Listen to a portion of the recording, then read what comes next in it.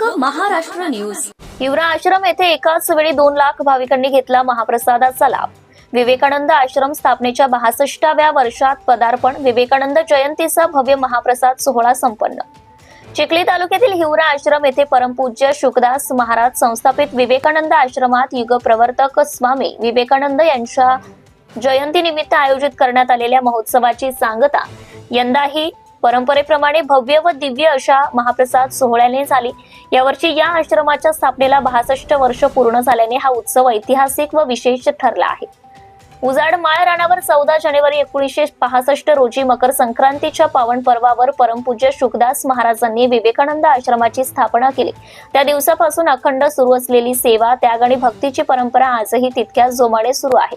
याचे जिवंत उदाहरण म्हणजे हा महाप्रसाद सोहळा। विवेकानंद जयंती महोत्सवातील महाप्रसाद सोहळा हा राज्यभरात एक अनुपम्य व वैशिष्ट्यपूर्ण उपक्रम म्हणून ओळखला जातो। या सोहळ्यातील काटेकोर शिस्त, उत्कृष्ट नियोजन आणि भक्तिभाव पाहण्यासाठी राज्याच्या विविध भागांतून लाखो भाविक हिवरा आश्रमात दाखल झाले होते। यंदा एकाच वेळी सुमारे 2 लाख भाविकांनी महाप्रसादाचा लाभ घेतल्याची ऐतिहासिक नोंद झाली आहे। महाप्रसादासाठी तब्बल 101 क्विंटल वांगे व 151 पोते गहू वापरून विशाल प्रमाणात प्रसादाची तयारी करण्यात आली होती।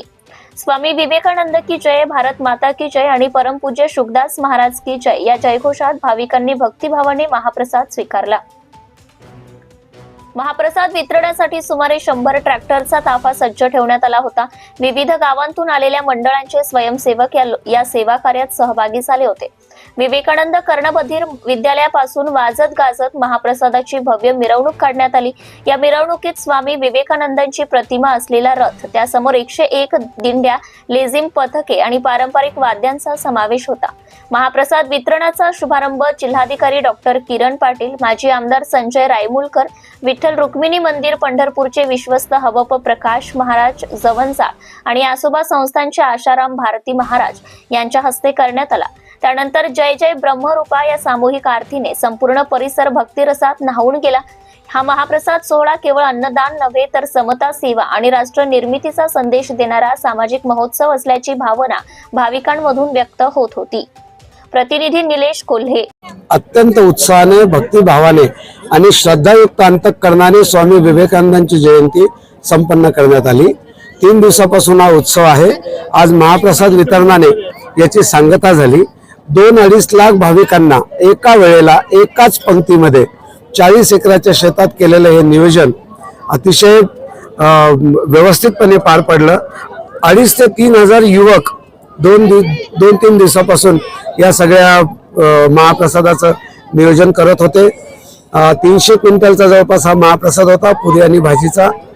माणसामधला मतभेद दूर व्हावा, तो एक संघ व्हावा, सुज्ञ आणि जागृत नागरिक या देशाला मिळावा म्हणून माणसामधला कुठलाही भेद नष्ट व्हावा आणि एक संघ, सगळा मानव एकत्र यावा।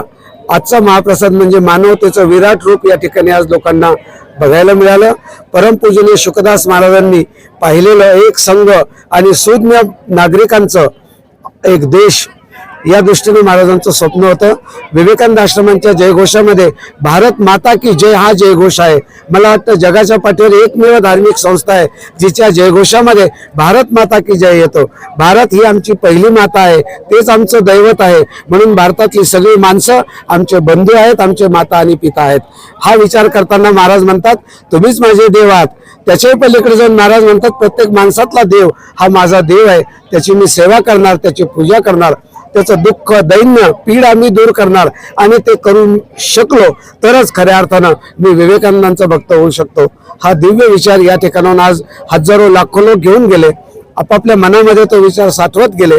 तसं पाहिलं तर विवेकानंद हे बुद्धिवंतांच्या कपाटातली वस्तू आहे, पण महाराजांनी विवेकानंदांचे विचार शेतकऱ्याच्या बांधावर, विद्यार्थ्याच्या प्रयोगशाळेत आणि सर्वसामान्य माणसाच्या दैनंदिन जीवनात त्याला उतरवलं आणि विवेकानंदांच्या विराट रूपाचं आज या ठिकाणी आपण त्याचं दर्शन घेतलं।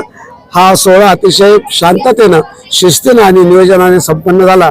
मी हजारो लाखो भाविकांचे त्याबद्दल आभार व्यक्त करतो. या ठिकाणी आलेल्या प्रत्येक लाखो भाविक आहेत, प्रत्येक भाविकाचं पूजन केलं जातं, त्याचं दर्शन घेतलं जातं. काही संकल्पना प्रत्येकाचं पूजन म्हणजे प्रत्येकासमोर उदबत्ती लावली, प्रत्येकाला गंध लावला, प्रत्येकाला फुलं वाहिली. देवाला नैवेद्य दाखवताना त्याचं पूजा होते, त्याला फुलं वाहिली जातात, गंध लावला जातो, उदबत्ती लावल्या जाते. माझ्या समोर असलेला प्रत्येक जीव हा अव्यक्त ब्रह्म आहे. Each soul is potentially divine. Vivekananda म्हणाले होते, तोच विचार महाराजांचा. प्रत्येक माणसात देव आहे आणि आज तुम्ही प्रसाद घ्यायला येणार, देवच माझ्या दारात येणार म्हणून मी त्याची पूजा करणार आणि त्याला हा प्रसाद देणार. हा त्या मागचा उद्देश होता. Subscribe now and press the bell icon. Never miss an update.